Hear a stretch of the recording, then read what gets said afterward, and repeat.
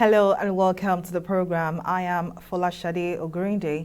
Africa's largest economy, Nigeria, is supported majorly from crude oil sales, but in recent years, the quantity of crude oil production has dipped significantly, no thanks to pipeline vandals and oil thieves. Not only has this affected the economy, it has also weakened the value of the naira. To reverse this trend, the Nigerian National Petroleum Company Limited and Afrexim Bank have jointly signed a commitment letter and term sheet for an emergency $3 billion crude oil repayment loan. The announcement has doused attention in the forex market as the naira appreciated at both the official investors and exporters forex window and the parallel market.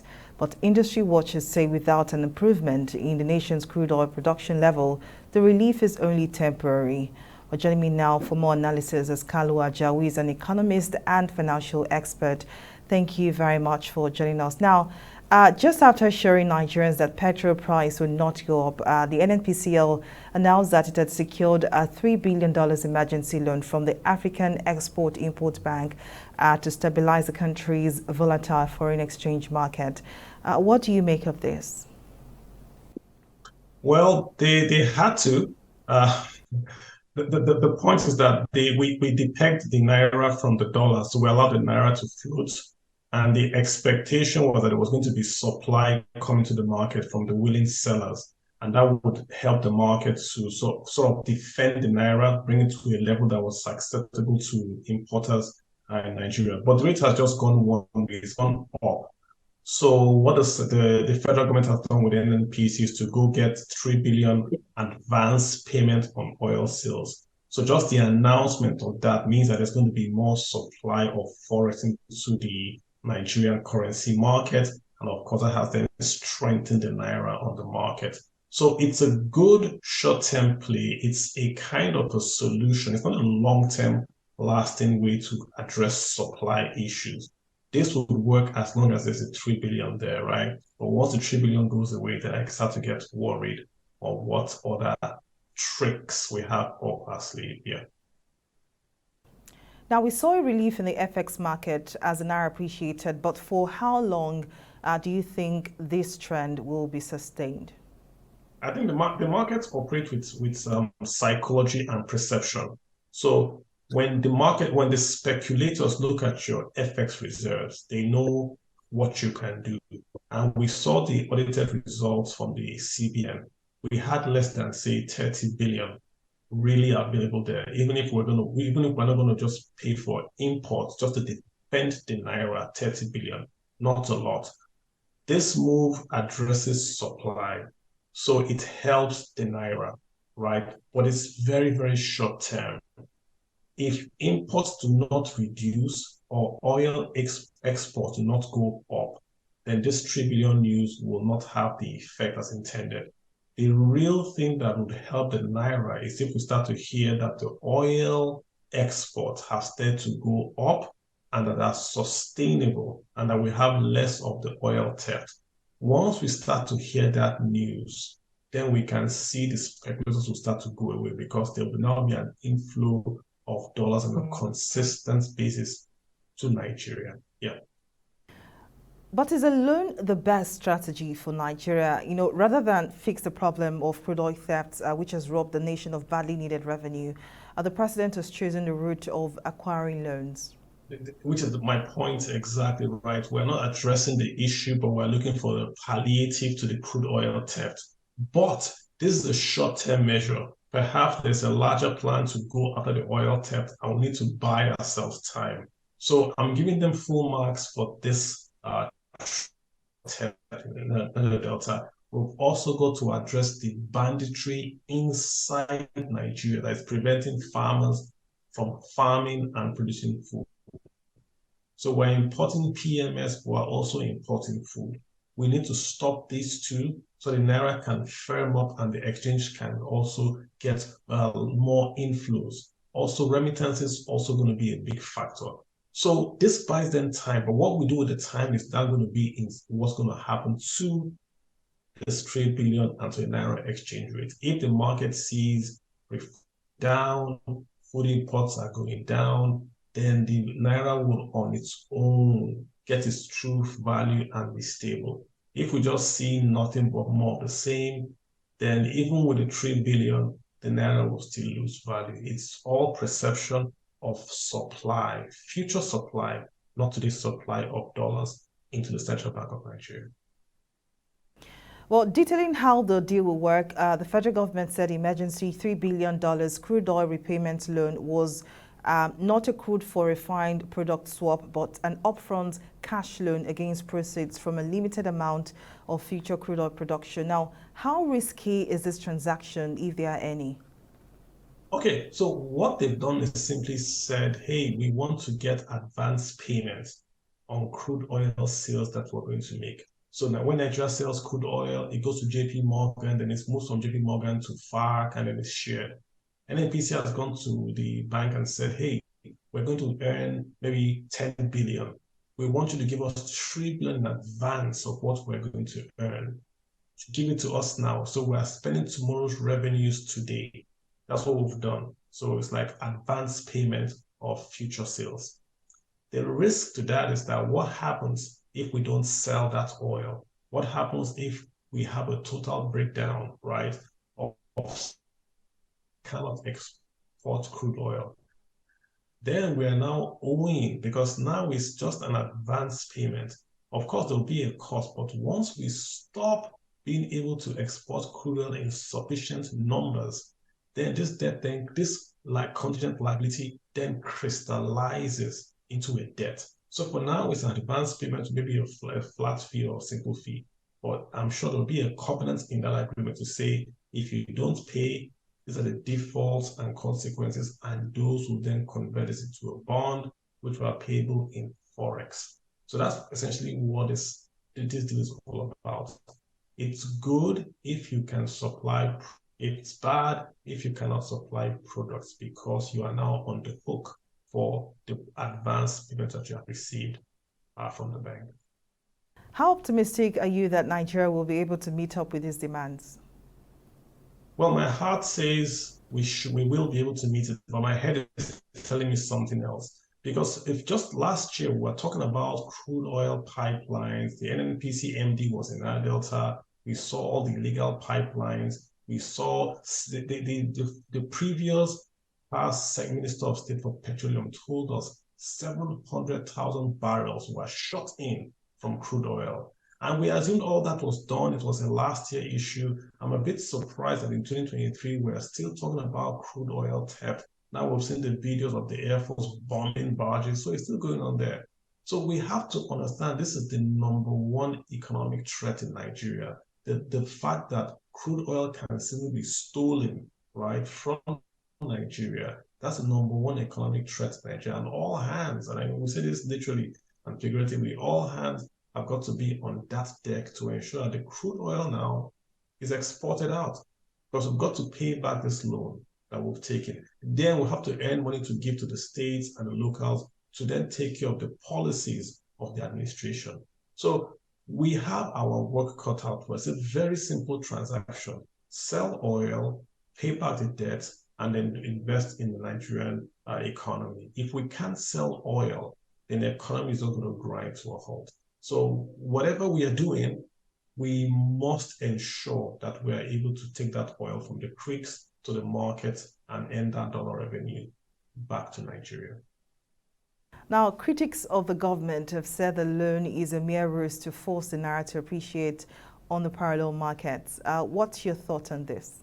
Well, the Nnpcl is not a private company. The Nnpcl is still owned by the government. They are just a limited liability company, still owned by the Ministry of Finance and Ministry of Petroleum. But that's the legal part of it.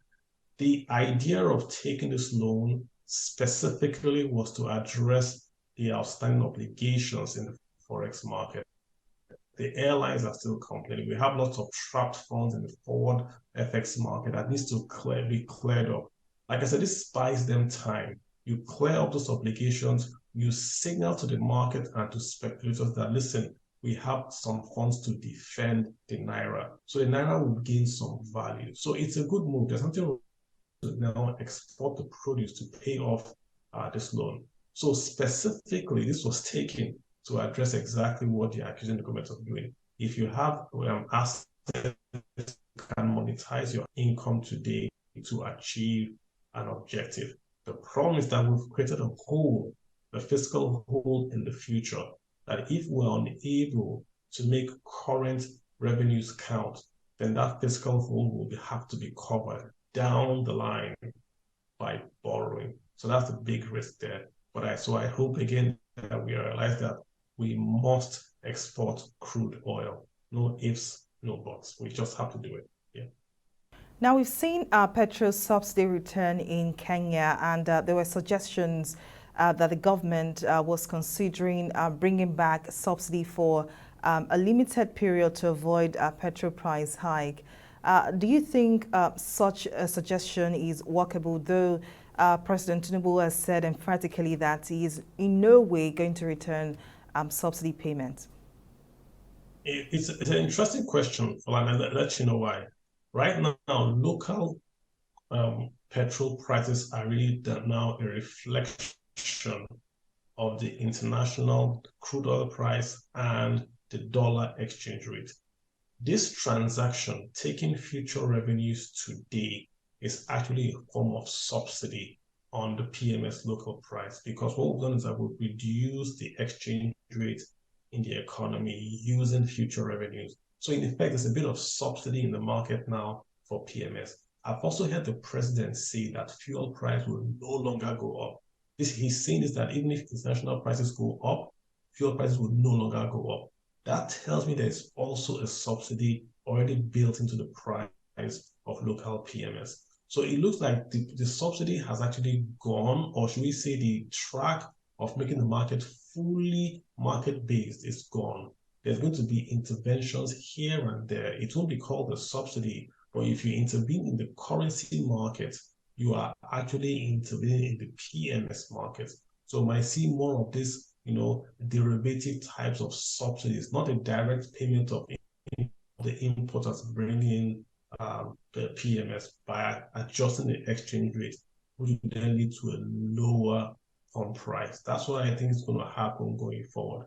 So, I mean, if the households get a break, fair and good, but we have to fix the long-term things again. The refining, the lack of capital, those have got to be fixed as a long-term solution to this issue of fuel subsidies and imports and all that. Well, Kaluaja, economist and financial expert, thank you very much for your time and your contribution. Well, still on money matters, CBN returns BDCs to the forex market with new regulations. We'll be talking to Aminu Gwadebe, who is the national president of the Association of Bureau de Change Operators of Nigeria, right after this break. To stay with us.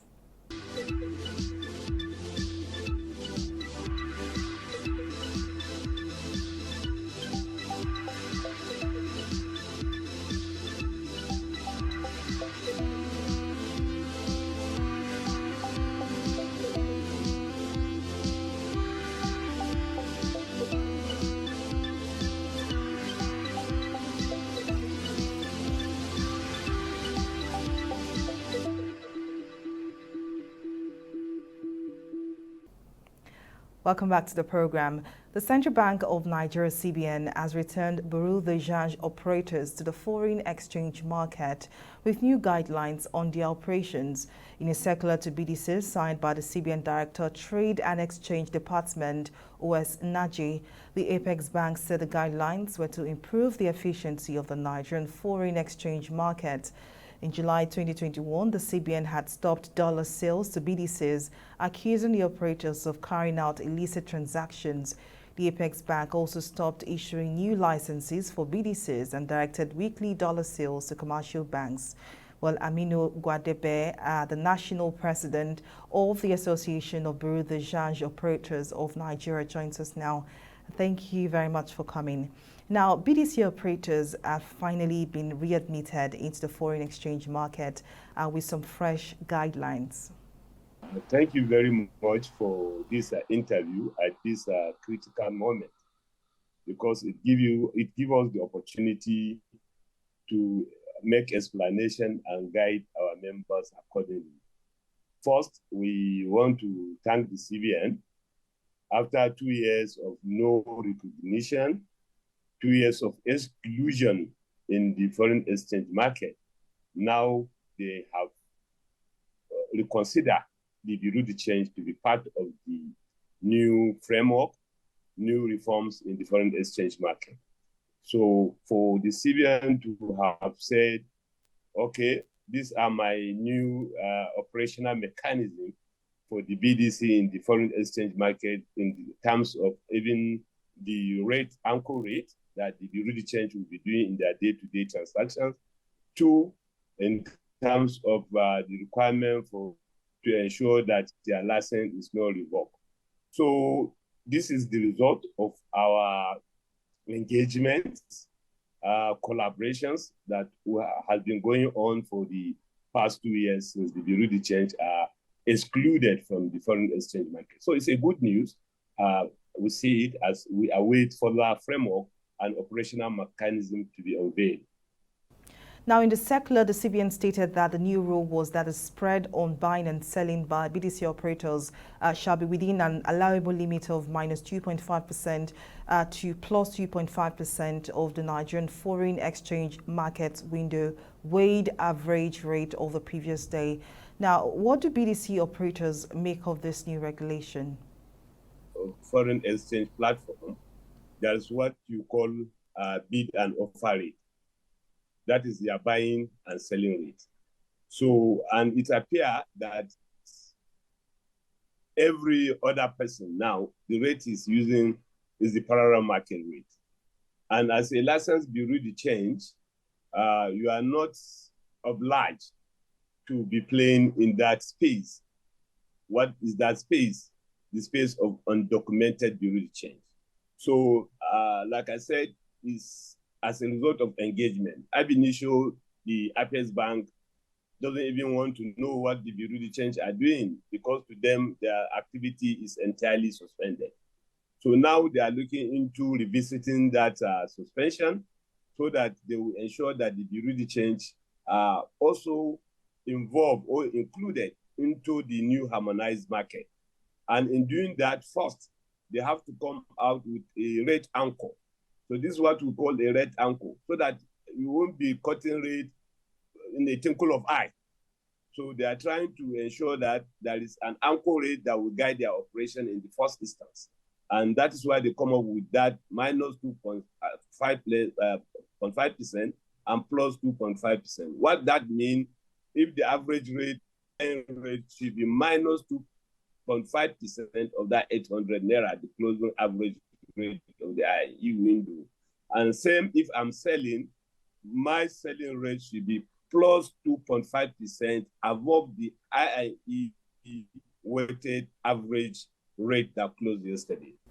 Now, the aim and objective of the CBN is to strengthen the Naira and reduce the impact of speculators. Do you think this regulation can stem this tide? You see, part of the problem is the regulation of the parallel market rate. The recognized official market rate is easier for the Apex Bank to supervise and monitor. So but the parallel market rate, because they are not under the purview of the central bank operations. So that is why it's difficult for them to supervise and manage that space. So in trying to ensure that they have specific data, specific information, which will help them in planning.